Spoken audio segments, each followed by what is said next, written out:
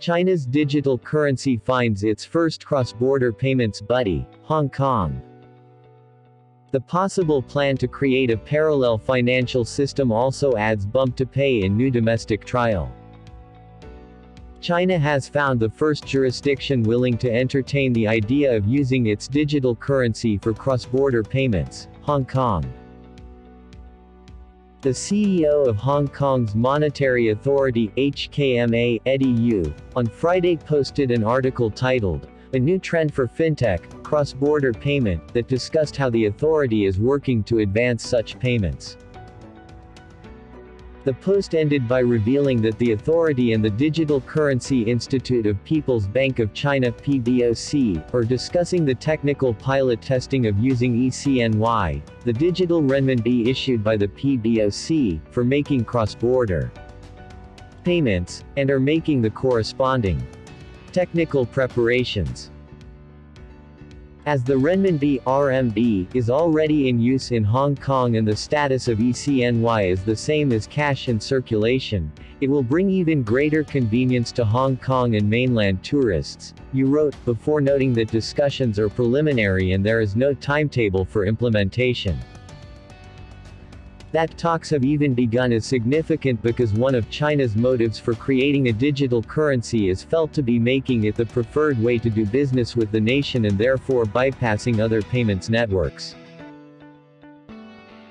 Over time, it is not far-fetched to speculate that the Chinese party state will insensitivize or even mandate that foreigners also use the digital yuan for certain categories of cross-border RMB transactions as a condition of accessing the Chinese marketplace, wrote the Australian Strategic Policy Institute in a recent paper. The paper also says that China's digital currency intersects with China's ambitions to shape global technological and financial standards, for example, through the promotion of RMB internationalization and fintech standards setting along sites of the Belt and Road Initiative, and suggests that in the long term the currency could greatly expand the party state's ability to monitor and shape economic behavior well beyond the borders of the People's Republic of China.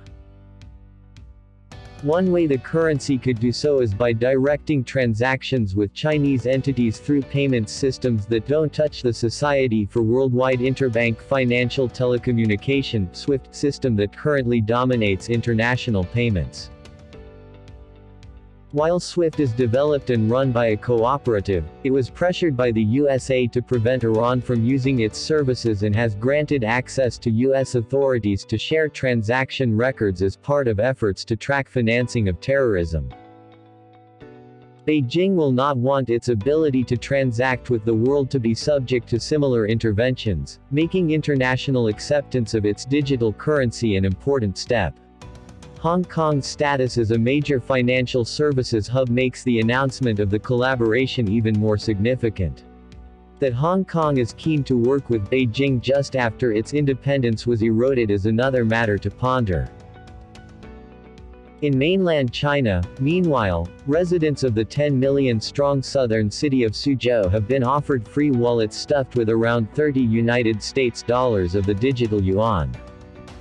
The gift will be usable at giant Chinese e-tailer JD.com and, the register understands, also allow person-to-person payments by touching NFC-equipped smartphones that run the requisite wallet software. Such transactions will be a substitute for cash payments but will also be recorded and traceable by authorities.